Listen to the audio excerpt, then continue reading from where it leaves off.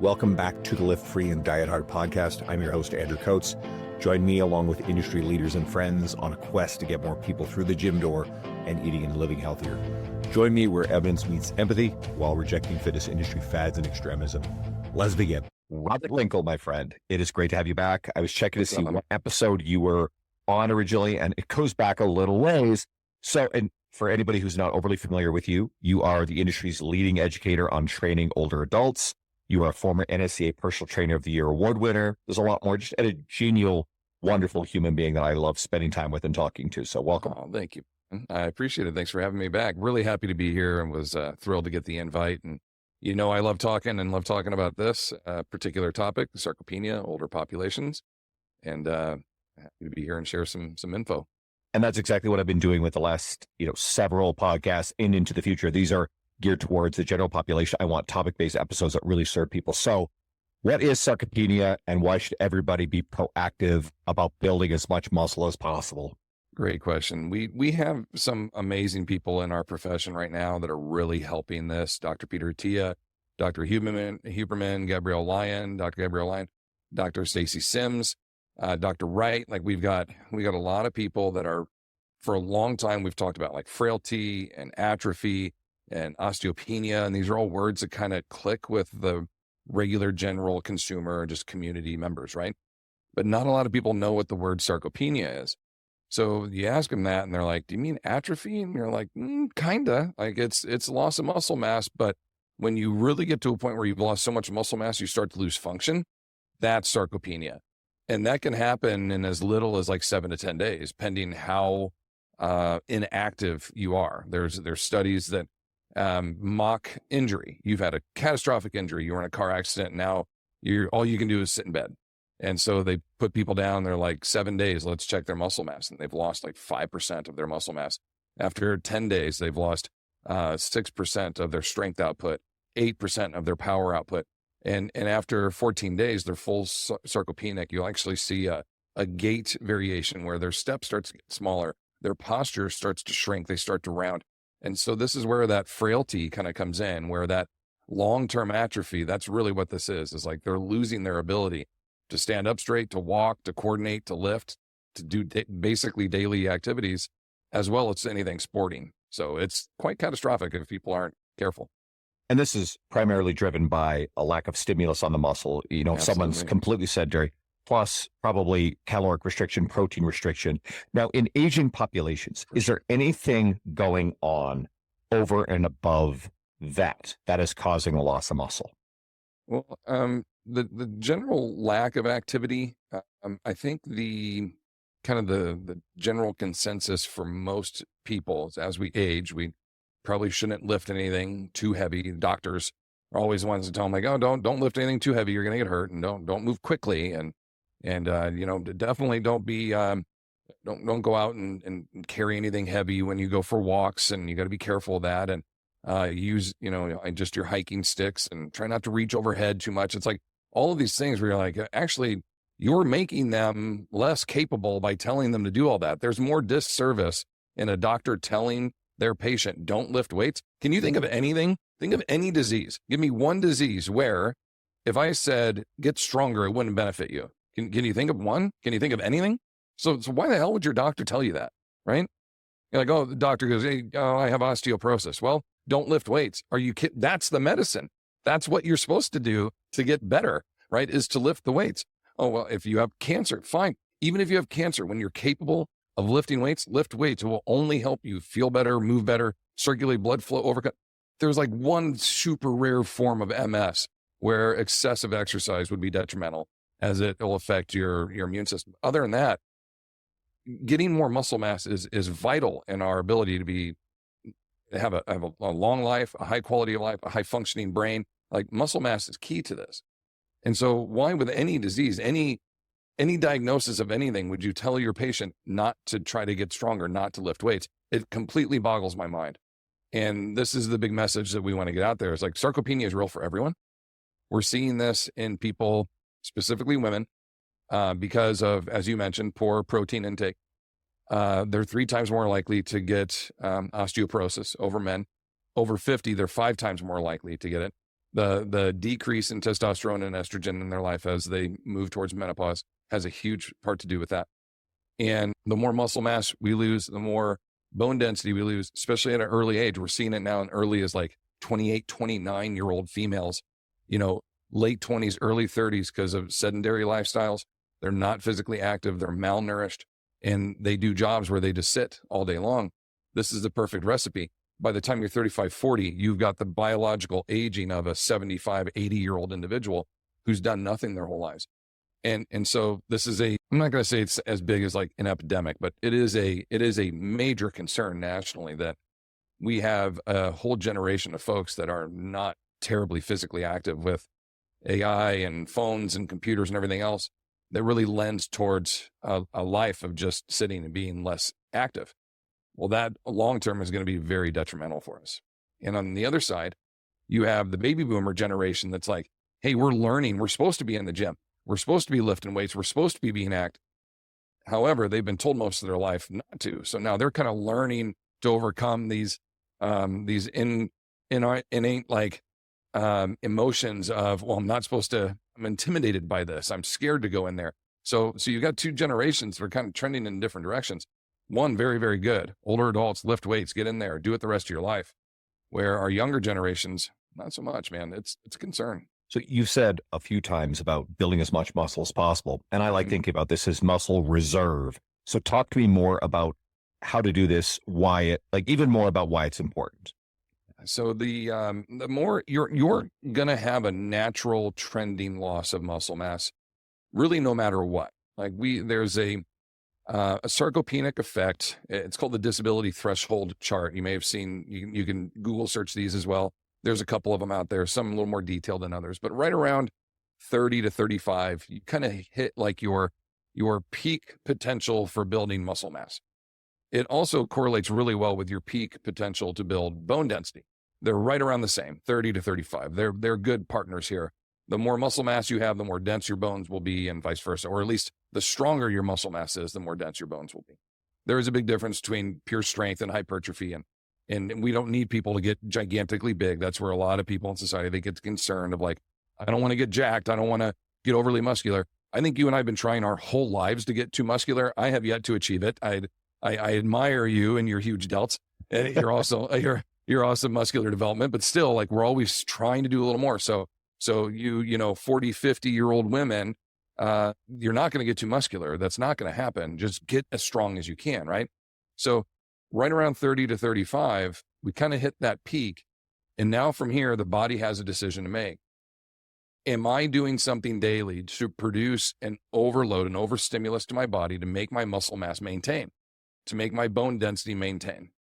And if you're not doing that, you're going to have a little bit of a loss. Think of this as like a giant 5-gallon bucket. And every day from birth, you pour in another teaspoon of water every day, and you fill that bucket up. And right around 30, 35, you poke a hole in the bottom. It's a small hole, but it's slowly starting to drain out, a teaspoon at a time. And so every day you got to redeposit that teaspoon in. If you don't do anything, you lose a teaspoon. The next day, another one, and another one, and another one. Well, as you get older, not only does that continue draining, but the hole starts to get a little bit bigger. And now it's two teaspoons, 3 teaspoons. You've got to put in more work. You have to deposit more on this. So by the time you're 45, 50, if you haven't stocked up a good amount of muscle mass, you're going to start losing it quite a bit. And as we lose that muscle mass, we start to lose our ability to function at a high capacity. So you'll see loss in balance, in coordination, in gait length. Gait is how long each striding step that you take is. So if your foot is 12 inches and you take a step, ideally, a good healthy gait is 3 of your foot lengths, right? So from your back heel, 12 inches to the front of your foot, another one of your feet, 12 inches between, and then your heel and your toe, your other foot. So you should be stepping 3 feet, 36 inches with every step that you take. Well, if you don't resistance train, we don't maintain enough muscle mass around 50, 55, that 36-inch step is going to be like 34 inches and then 30 inches. And by the time you're 60 or 70, it's like 28 inches. Well, just like a spinning top, the more narrow the base gets, the easily that goes out of balance, the quicker it will fall down. So you slowly start taking this triangular base, which is really strong, and you start inverting it, and you're making it smaller and more narrow and more narrow.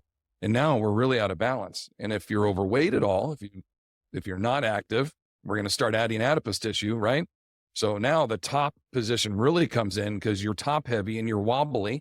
And as soon as you get out of alignment, boom. Now to make this even worse, I get rants, so stop me anytime. But as this gets even worse, as we start to do this, you're 40, 50 years old, you're top heavy, you're not very coordinated now, you're kind of starting to lose that ability to be stable. And if you take a fall and you impact the ground hard enough, you now have what we would consider a catastrophic event. You broke your hip, you broke your back, you broke your leg, you broke your forearm, you broke your clavicle. We had something that's going to modify your daily activities greatly, of which we're already very poor. So now you're even less mobile, you're less capable. And that's not going to rehab better. It's only going to rehab poorly for you because you haven't put in any work ahead of time to help your body be ready for an event. So if you start to put in work, it'll help, but it's going to be really difficult. And most do not. They just hope and pray for things to heal up, and they're even less capable than they were. Now, if you break something like that, your ability to regain at the level that you were is very poor. It's like less than 50%. But if you're over age 55 and you have a catastrophic break like that, you have less than a 30% chance of regaining your full strength and ability or beyond. And if you're over 70, the likelihood of you being dead within the next 6 months is very high. And so statistically, falls are really, really bad for us as we age. I mean, to confuse you with all the numbers there. The older we get and the less muscle mass you have, the greater event you have, the greater opportunity you have for an end life event. And so that's where the correlation really comes to go all the way back to your question, is by getting stronger muscles and or more muscle mass, it will increase your longevity because it keeps you more capable. You are able to maintain that long gait, that coordination, that balance. And even if you do fall, the dog takes you out, you trip on a rug or on ice, your muscles are big enough and dense enough around your body to take impact. And even if it's catastrophic enough and you do break, ideally your bones are going to be able to rebuild and regrow much better because they're constantly going through this regrowth process from all the stress you put through in the weight room all the time. So really it's a prehab. I don't like that word because like anticipating something's going to go bad at some point, but it's really kind of it's like pre-injury prevention strength training that if something does happen, you're going to have a great opportunity to recover from that because your body's so used to recovering every day from the little micro damages you do to it in the gym. And those are good micro damages, you know? So long story short is like to increase your quality of life, to increase your potential for longevity, to reduce your mortality rate, the more muscle mass that you have and the stronger you are, the better those numbers are going. Let's go a little deeper into the nature of the fall injury risk and the mortality statistics. So what's happening? Like we've seen, as you said, and I think the number I keep seeing is something between 15 and 30% of adults over the age of 60, which is going to line up with your numbers. Yeah. If they suffer a fall and major break injury, which is usually a pelvis or a femur, then 15 to 30% of those people are dead within a year. So let's go deeper on that. Yeah. So it's not really like, I fall, I shear break my femur, it slices my femoral artery and I bleed out. Like that's what they mean by like this fall killed me. The reason they die within 6 months to a year is number one, they can't rehab really well because they're super weak already. And now you've taken away one of the two limbs, right? One leg or the other that really propels them through life, even with the limited ability that they do. So the now, 1,500 to 2,000 steps a day that I do take is now reduced to 500, right? Like our mobility goes down even less. So now our system, that's our neurological system, our cardiovascular system, our muscular systems that already have this really reduced amount of stimulus, it's even more, it's cut by half or by 3/4. So body is just really weak at this time. And any other vulnerabilities that you have, if you're diabetic, if you have any pre-existing cancers in your body that are, these are kind of like timelined as we're seeing through, my wife had the breast cancer and ovarian genes, and had like a 85% chance of ovarian cancer and a 90-something% chance of breast cancer. And so had surgeries to have these removed. She's had 3 other family members that have passed away from this. So if you BRCA2, that was what I was looking for, the BRCA genes.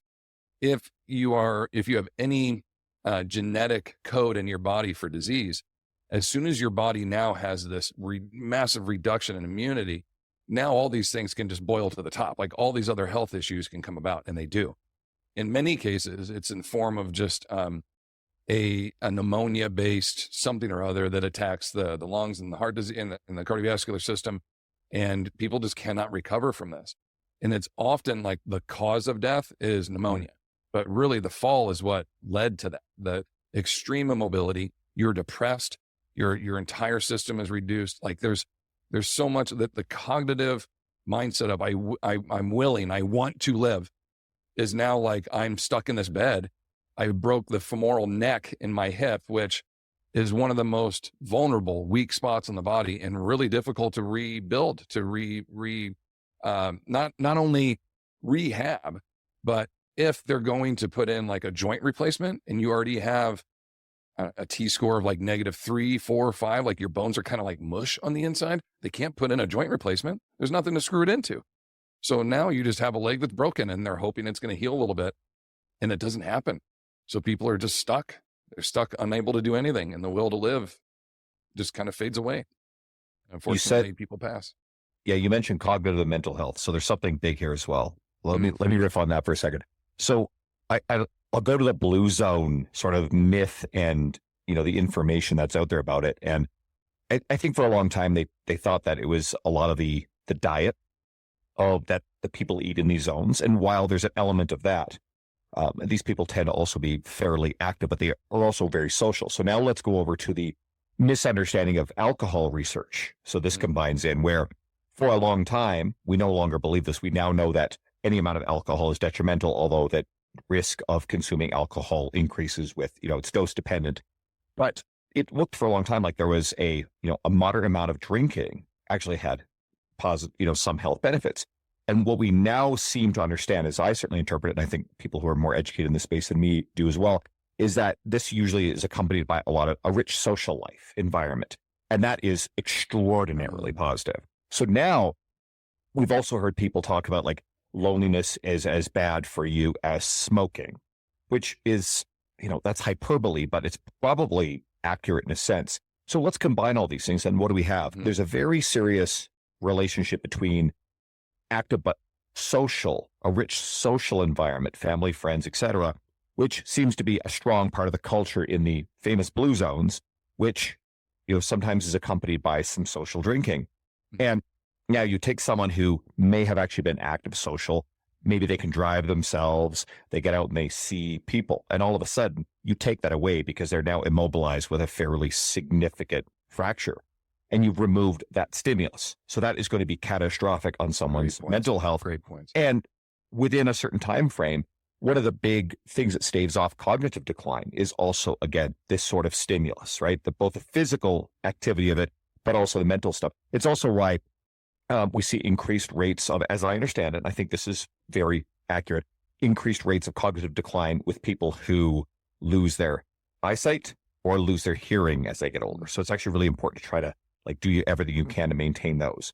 And so what do? You have this giant cocktail. And if you have a serious fall injury, you're probably robbing people of a lot of their normal life and the social aspects of it. And that is going to, accelerate cognitive and mental health decline, because it's not good for anyone's mental health to go from rich social life to comparatively isolated. Yeah. It's a great point. You see very similar situations in research when someone loses their significant other as well. That was the person they would go out with, they socialize with. It was the not the only reason they went out, but it was like, oh yeah, we'll be there for the party this weekend. And then when you lose that other person in your life, it's like the desire to go and do any of those things now is really reduced. And then again, the cognitive stimulus of depression, now that I've lost my partner, we see that's a huge one. We are very much so in the world training older pops of loss. They're losing their hearing. They're losing their eyesight. They're losing their coordination. They're losing their muscle mass. They're losing their bone density. They're losing their their loved ones. They're losing their significant others. They're losing their spouses, their siblings. Friends. They're friends. Like they're just in this world of loss, and their circle continues to get smaller and smaller. I have a client she's been married 3 times. She's lost all 3 of her husbands over 55 years. One to a world war, another one to heart disease, and another one to diabetes. And it's just heartbreaking. She lost her daughter. She lost a son. Like she's had so much loss in her life, and yet is up here lifting weights and trying to stay strong and keep on. And just, she's got that mindset of like, I got to keep going if I want to stay here.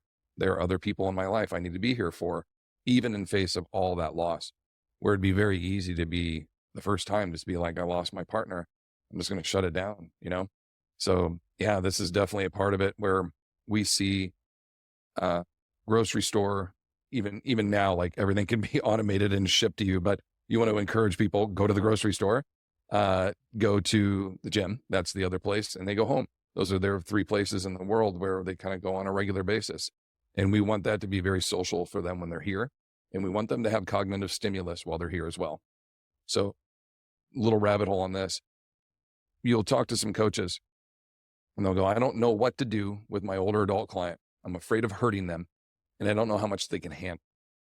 And I'm like, okay, I'll tell you what to do, right? And I'll teach you the progressions. You're going to have to be able to interpret how much they can handle, how much they can't. Well, I'll just kind of take the easy route. I'm just going to turn the clock on for 30 seconds.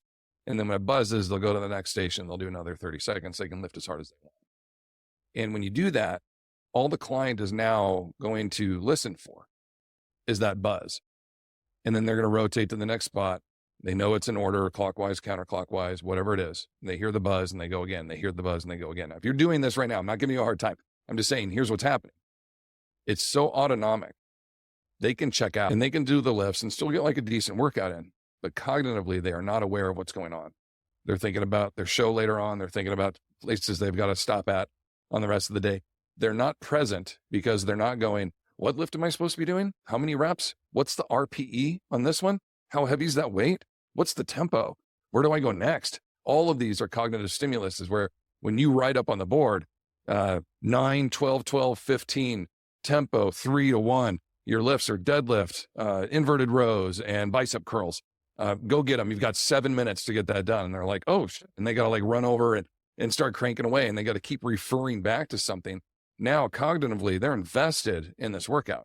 They can't afford not to pay attention. And so now we're training their body, but you're also training their brain in a highly oxygenated environment, right? They're in a moment right now where lots of blood flow is moving, lots of blood flow is delivering oxygenated blood flow to the distal ends of their body, but up into their brain. It's helping them think more clearly. They've got all these endorphins that they're running, the hormonal responses that are going to occur in the next 2, 3, 4 hours. This is a great opportunity for them to keep their brains as healthy as possible, right along with their body. But a lot of coaches don't know how to do that or how to coach them to do that. So it's easier to just turn on the timer and let them rotate. And because I almost exclusively train one-on-one or, groups who actually know each other, I don't do the semi-private or group training stuff in person.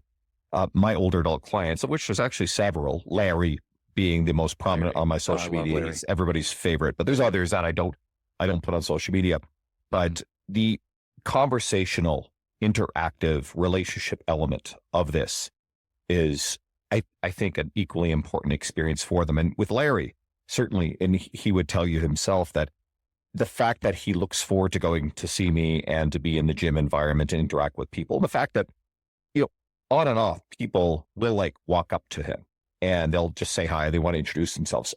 He was at a clinic. He's doing we've talked about it before. He'd had a heart attack probably a couple of years ago and he recovered very well from it. His doctors were really pleased. And that, that's years of adding up of stuff. But he's been doing some cardiac rehab stuff recently. He's working on some things. And I guess one of the people working in this space, I'm assuming follows my media, but they actually said, hey, are you Larry? I recognized him. And so, and Larry gets both bashful about that. Larry gets bashful about it, but he also, it's sweet to him. So he really enjoys interacting with people. So anybody who's really local to me in Edmonton, you happen to be around Evolve South on the Mondays when I train him. He trains at my place now on Thursdays. If you get the chance, you see him, please come say hi. Okay. He responds really well to that. Oh man. But trying to create that means a lot to people. A rich relationship stimulus for my clients in that, not just the physical working out. And I like to lift heavy, and guess what? They need to rest between their sets anyway. Okay, let's go. You get some chat time and some engagement. Like just add on that. Like, I don't think we realize how important we are to some people. Like, I'm in one of my clients' wills, right? Like, what do you even say to that when someone's like, "Hey, I just wanted you to know, like, when I pass, like something's coming for you." And I was like, "What does that mean?" And she's like, "I wrote you into my will." Like, that means a lot to me. 22 years I've been working with this lady, right? And for her to consider me something close to family, that means a lot. They come to see me in the hospital when I'm sick. They, these are my people, but I'm also their people, and you can see the bond and the closeness you have with Larry, and you get those times to chat with him. That's why people share such intimate stuff with us too. I've known about marriages falling apart and about spouses that were dying and they didn't want to tell anybody, and I'm going bankrupt, and businesses that sold for hundreds of millions of dollars. One of my, there's all kinds of stuff that goes on here in these people's lives, and we're a part of it. And that's a huge emotional connection that you have with people. This is how long have you been training Larry? How long have you been training? He's been with me, I believe it's about 5 years now. Yeah. So I'm going to take. It's a long time. We're profession. Good. The average client's like three months, right? So to make it a year is huge. 5 years is fantastic. Larry and I are great friends, and I'm going to side quest for a second before I lose this train of thought. There are coaches who are afraid of developing a deeper friend level relationship with their clients. Listen, we're not psychiatrists, we're not therapists, we're not these professional designations where you actually have to maintain the separation. In fact, there are numerous people in my life who are now some of my best friends who started as clients first. I've got several close friends who actually spent time training with me as well. And I know at least one case, it was a deliberate effort to be able to have a, schedule time for us together, which was super cool. But that's enriched my life. And sometimes the season that someone works through, there are people who weren't clients crazy long, but they became very important friends in my life. And, I think some trainers are afraid to let a client become a friend for fear of losing the client. Listen, sometimes that person is actually meant to be in your life as a friend first. But let's go back to some of the stuff. So you alluded to the doctors saying things that they're fearful of having clients lift weights, which becomes a self-fulfilling prophecy of decline. Now, let's talk about power and explosive training for older adults and speed, because I think a lot of coaches and people either automatically assume this shit's just dangerous or they're very afraid to do it. Why is it important? Power training's huge. I'm gonna plug a book real quick. I think I have it here. So I don't get any money for this because the way human kinetics works is you get like one little check and then this is it. So developing power, this is the second edition, and in here it's chapter 4, I think, is specific to training older adults on power. And I've got all my programs, all my exercises. I've got all kinds of ladders and everything in there, that progression ladders that you can look at, just if you want a little bit of reference from what I'm about to say. The initial introduction to the word power, when you talk to a trainer or a coach, like, I want to do power training with my client, almost all look at that and they're like, plyometrics, right? That's the first thing you think of, or often, okay, I got to do Olympic lifts. And you're like, okay, in a way.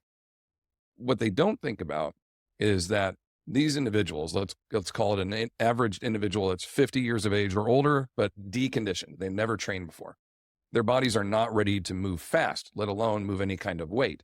So you have to build in, I'd call it a 8 to 12 week kind of foundational strength, bilateral, sagittal, just the basics. Just get the basic stuff going and get them a really good foundation of strength. And then we can start to do some power-based stuff, which would just be simple tempo manipulation. Like concentric phases, just a tiny bit faster, eccentric phases, just a little bit slower. All right, let's back it up for a sec. Let's use language, because we've got a bigger and bigger audience that's growing for the layman. So let's not use the jargon. Let's actually use the stuff that helps the end user. When squatting, when you're squatting on the way down, go a little slower. And when you come up as quick as you can. Okay. That's a dynamic, explosive, power-based kind of movement pattern. That it's a squat pattern. We've been doing that for 12 weeks. Like, we know how to squat, but now to make it more powerful, I'm going to ask my muscle fibers, type 2 muscle fibers, to just explode, to respond a little bit quicker. Okay.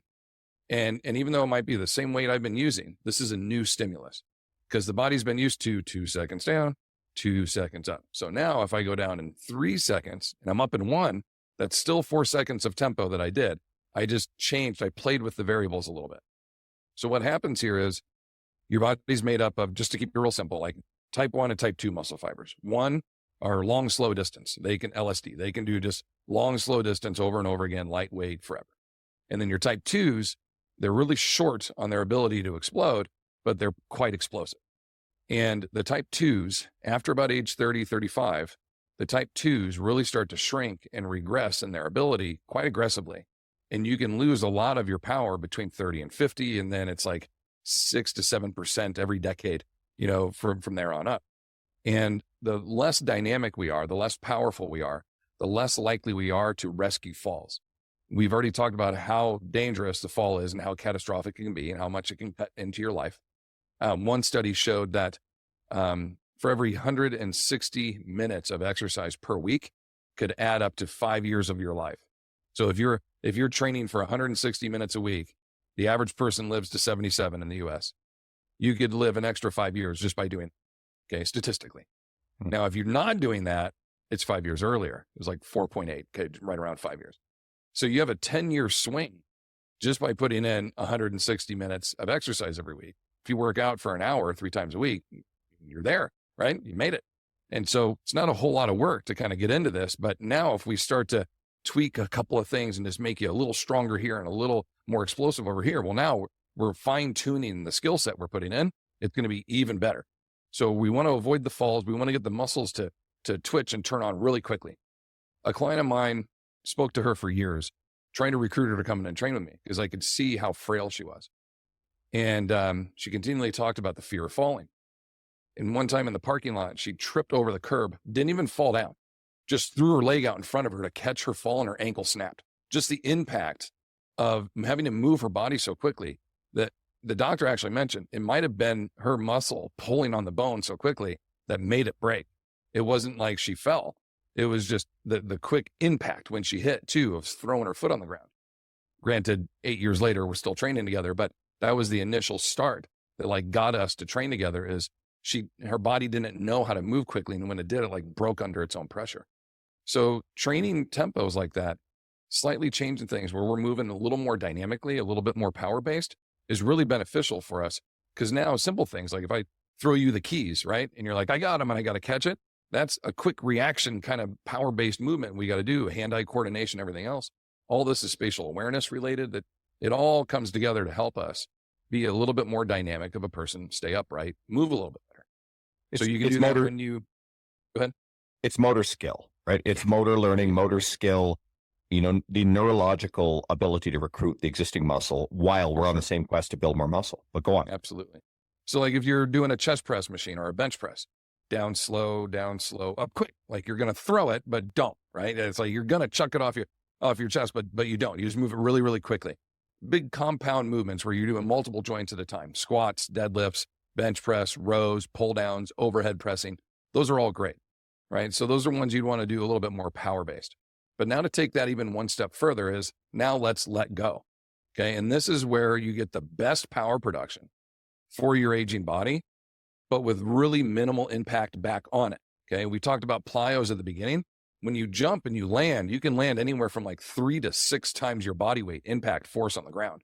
So if you're 200 pounds and you jump up, when you land, that's at least 600 pounds of pressure. Your body's got to decelerate on landing. If you're big and muscular, if you jump really, really high, it can be even more.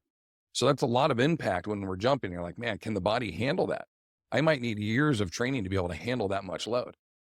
But if I were to take a medicine ball and bring it down between my knees and then throw it into the air, I got to deliver all this explosive. I was going to jump, and then instead of me leaving the ground, I just propel all that momentum into the implement and I let it go. And then I get out of the way and it falls and it hits the ground. And then I pick it up and I do it again. So I'm not leaving the ground, but I'm getting the ground reaction force into the floor like I would if I were going to jump without the stress or the threat of the impact of my body having to land. So this is where release lifts, and why I referenced this, because I haven't seen it in any other book where they reference release lifts for aging populations. This is where you'd see sandbell slams, right? Where they slam them on the ground, jam balls, right? Throw against the wall, lateral chops, that kind of thing where they're slamming or just throwing in the air, throwing for distance, chest passes when you're throwing, like to a partner, throw it, let it hit the ground, pick it up, they throw it back. Don't try to catch them. That's when we break fingers and such. So these are great ways to train a really power-based, fast, type 2, fast twitch muscle fiber that gives you a really good return. Take it one step further, just one final thing. The really cool part about this, okay? They have a group of individuals in this study that deadlift, and then the others that bench press. They test both. And then for 12 weeks, the deadlifters only deadlift and the bench pressers only bench press. And they come back and they test them both again, okay, on both lifts. The deadlifters got better at deadlifting, no shock, but they also got better at bench pressing, okay? Not by a ton, but by a little bit, they improved. The bench pressers got a lot better at bench pressing, no shock, but they also got better at deadlifting without even doing it. So what this proved to us was any kind of stress stimulus put through the body produces an improvement. So even if you only do upper body plyometric chest passes, your neurological response of your musculature through your body, through your lower body even, is still going to get a type 2 fast twitch reaction to it, even though you're not jumping or bounding or sprinting or doing anything that would propel your body into flight. You're still getting the neurological system of turn on quick, relax, turn on quick, relax. That is still occurring, even if you're only training your upper body dynamically.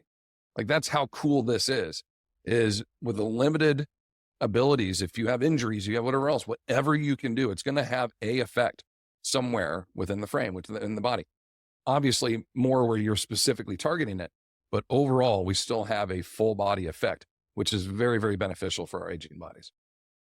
First thing, I love cross-body rotational medicine ball throws against the wall. I love it. They can unleash these things. Oh yeah. Two, I like taking older adults and having them almost like sprint with sleds, because a sled is going to provide a lot of resistance, not necessarily going to get super fast with it, but they actually, things like there's a lot of friction and resistance, but they can accelerate aggressively against it. So they can actually produce a lot of force without necessarily moving really fast. My favorite piece of equipment right there. The Torque M1 tank. Awesome. They have a new one now called the M3. It looks like the Batmobile, like the Rumbler from the Batman beginnings. It's so cool looking. Check it out. Again, I don't make any money from any of these companies. Just referencing good tools. I'm so glad you brought up the sled work. If you took your grandma, who let's envision everyone's grandma is 80, can barely stand up straight, has trouble walking.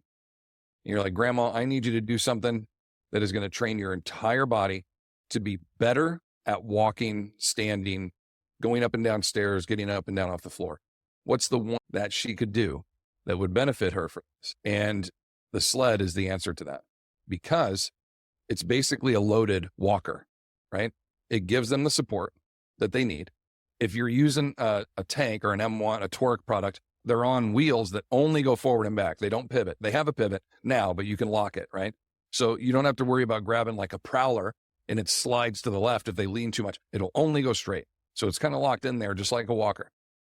And then their ability to take longer steps.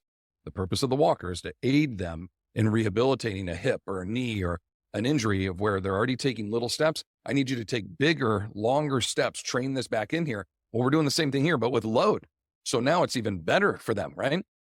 Now, if you really want to get into good athletic performances, any athletic sport is going to need triple extension, knee, hip, ankle. So a great way to do that is sprinting uphill. You'll get great triple extensions, right? Well, I can simulate that by having someone push a sled, and they can lean in at that 45 to 60 degree angle and work triple extension at the ankle, at the knee, and at the hip, and be able to simulate this very athletic performance-based movement in a controlled pattern. I don't have to worry about them falling down against a pretty heavy amount of load, pure strength, or a lighter load with a little faster turnover, more power, right? Going forward and dragging backwards. Now we're going to talk about hip displacement, inertia, momentum, right? When I sit back and I drag the sled, great value to the knee over toes guy. Can't remember his name, but the knee over toe guy, right? Every time I say it, and then it'll come to me.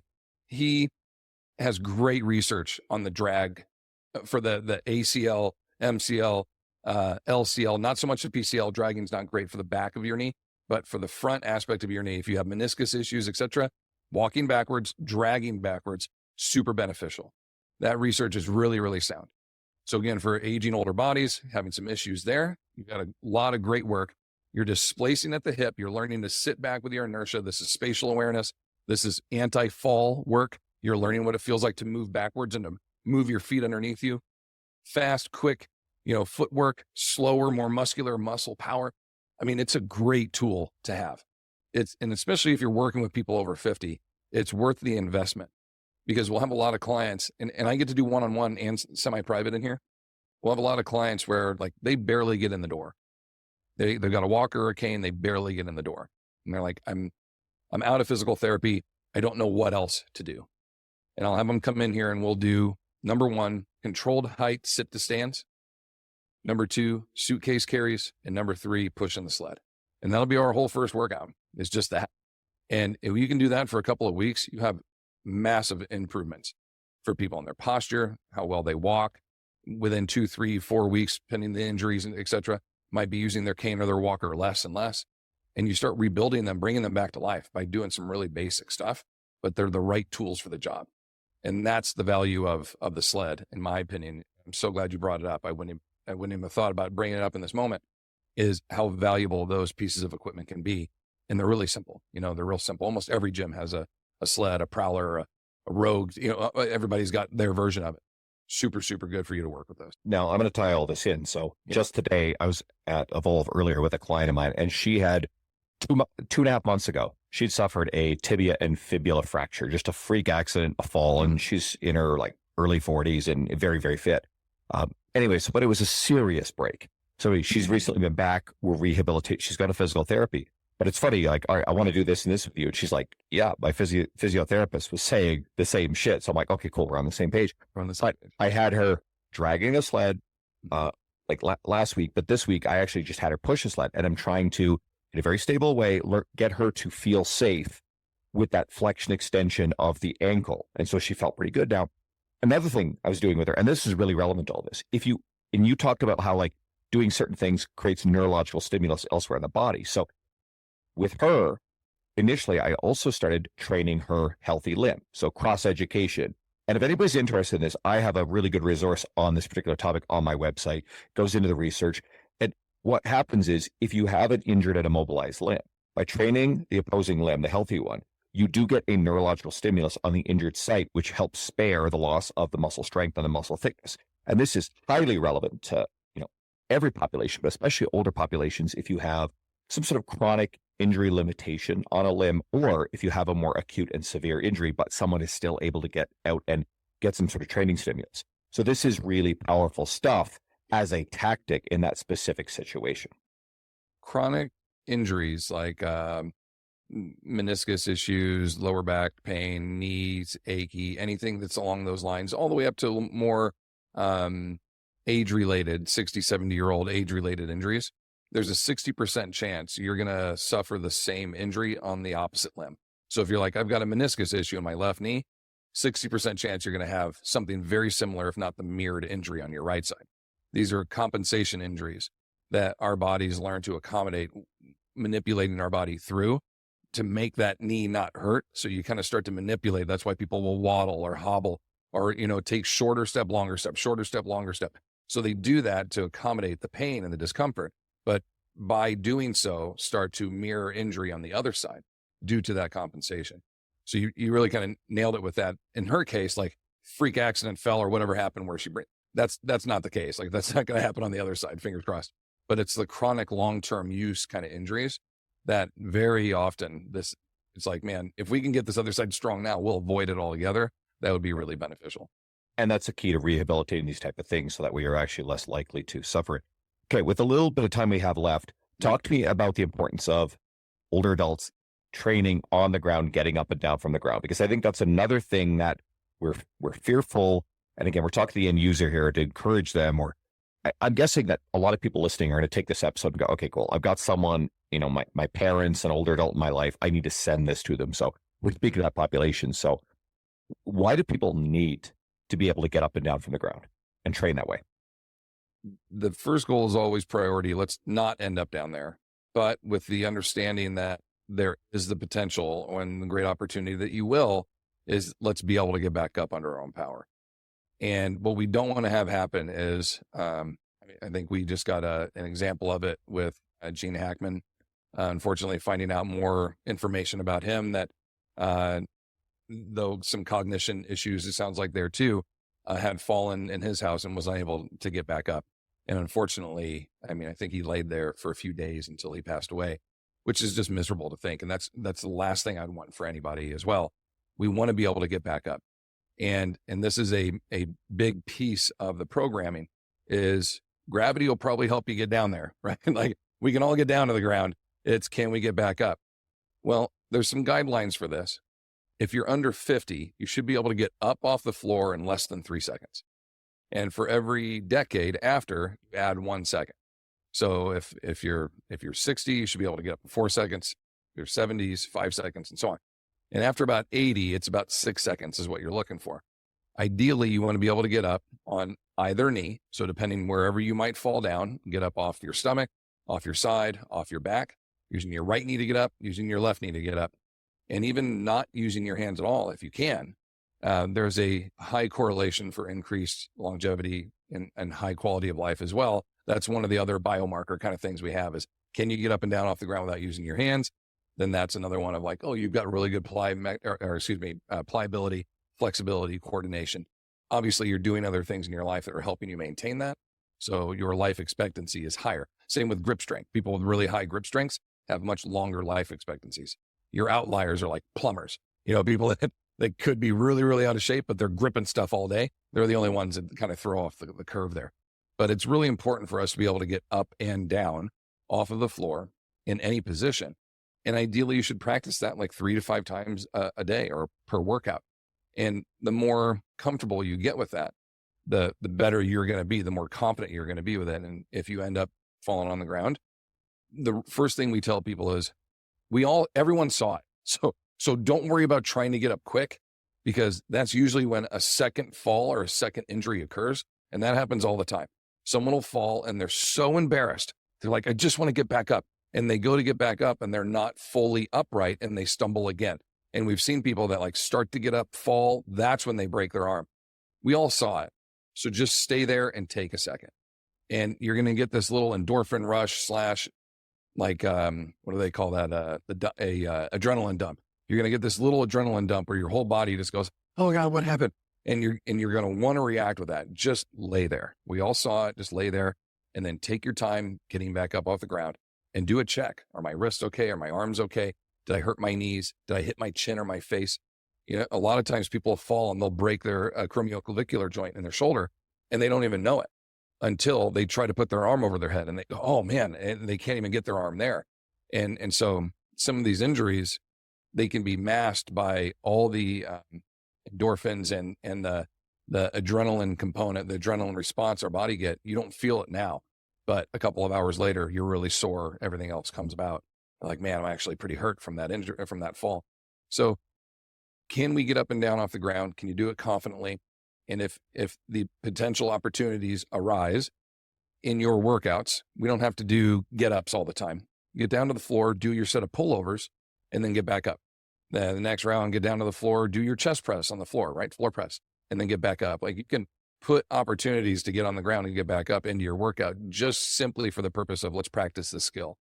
And from the simplicities of I want to get on the ground to play with my grandkids or pet the dog, that kind of thing, to I got to get on the ground and work on the floorboards, or, I'm doing woodwork and I got to work on the baseboard, whatever it is. You want to be able to get up and down and ascend up and down stairs, just as important as getting up and down off the floor for the quality of life.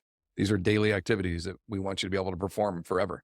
And I'm going to share something that for everybody who is not in the age cohort we're mainly talking about, if you're thinking, oh, a fall, you don't have to worry about falls so much. As of recording, I will be 47 years old tomorrow. So just about a year ago, I've always had a bad habit. I go up and down stairs really fast. I've always just done this since I was a kid, right? And, as I get a little bit older and you still feel invincible. And socks and carpet stairs are a dangerous combination, I think. Anyway, so, and, my foot went out from under me and then my leg came back, swung back under, and my mass, 250 pounds, fell on my right leg. And I could immediately feel like, okay, I've hurt my knee here. Something's wrong, right? Anyway, as my friend Dr. Sam Spinelli at SSB, he believes that I had a grade 1 ACL sprain, and I still feel some residual stuff, and there's a secondary injury on the knee.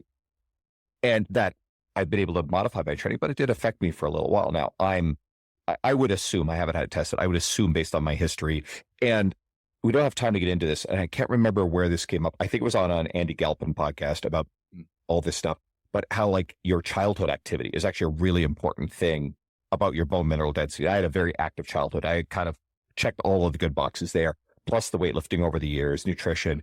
So I would assume I probably have excellent bone mineral density. I'm muscular and my movement, a level of activity is really high. So, and I was able to catch myself to a degree, but not fully. But even still, maybe I'm lucky in that I didn't suffer a worse injury from that fall, because it was a nasty one. I'm heavy, I'm falling, I'm tall. So, I'm falling from a greater height. And that was still a wake-up call for me. So now I literally in my own home, I don't move fast on the stairs anymore, and I hold the handrail. Now, there's an overcompensation where there's smart, and then there's moving like an old person and being fearful of this. I try to guard against that. I just try to stay as strong as I can. But point here is everybody is potentially vulnerable to this sort of thing. And, an injury like that could affect you later on as well. Okay, so with being out of time, everybody can follow you on Instagram at Robert Linkul, Linkul. What other resources do you want to point people to? Our YouTube channel is very helpful. I put out at least one new video every week, more like 2 or 3, but we've got tons of information from osteopenia, osteoporosis, arthritis, sarcopenia, rucking, deadlift techniques, everything. We break down stuff. As you can tell, I love to talk. So we break down things in 30-minute blocks. We've got lots of good info, hour-long webinars we've done in the past. There's tons there. Instagram, trainingtheolderadult.com as well, on our website, and on Facebook, Robert Linkul on Facebook as well. And I can't endorse you enough. I've seen you present for the NSCA. I appreciate you doing that too. You were the one that I needed to have on this topic is ever more relevant. So for everybody listening, can you please share this episode with the people in your world? Maybe it's the older adults, the family, the friends, etc. The coaches listening, share it with other coaches. This will be helpful too as well. Robert, you were going to say something. I cut you off. I was just going to say, you and Dr. Susan talked about me. That was one of the nicest compliments I've ever received. You guys I got emotional hearing you talk about it. 2 of my heroes, like 2 of my favorite people making compliments like that, paying me respects. That was really, really nice. Totally made my day. I appreciate that. And every time I've had any interaction with you, from speaking at an event or coming on and chatting with you here, you always will mention me on Instagram, and we get 400 new people that come on and subscribe. And so you've definitely helped grow our base of people. I really appreciate you doing that, man. You're such a sweet guy, such a good friend. We've always had a great connection, you and I. And I really appreciate you doing this. You're a good man. Having great friends, experts, people who are good people, it's easy to share. It's an extension of me and my ability to positively influence the entire world, which is what this podcast is about. So again, if you guys can share this with someone in your world that you believe would benefit, that's going to go a long way to helping me. So, and the episode you referenced wasn't too long ago. So I had a prime episode 338 with Susan Niebergall. We do talk about her hip replacement and how you have been working with her to help her through that process. And if anybody wants to go back, you were on an episode. If you scroll down, once you hit episode 300, it kind of goes back to 150. It was just a weird way that I number the episodes over the years. So if you scroll a bit, you find your last episode as episode number 26, which is really lifetime 176. Okay. So you get a bit of scrolling, guys. Robert's been on before. You'll be coming back. We'll talk more in depth about this stuff. I can't wait. And, everybody, I just really appreciate, as the time of this is released, I am doing an intake of my women's online strength training program. It's really popular, especially with women from, women in their 20s, but certainly like 30 to 60. It's been really awesome. So if you're a listener and you're curious about that, I would love for you to message me. And I'm also going to be speaking at Swiss Montreal, and that is going to be May 3rd. So if you're interested in more information about that, just shoot me a message on Instagram. I will give you all the details. Please go follow Robert. You're a gem. And everybody listening, thank you guys again. I appreciate you.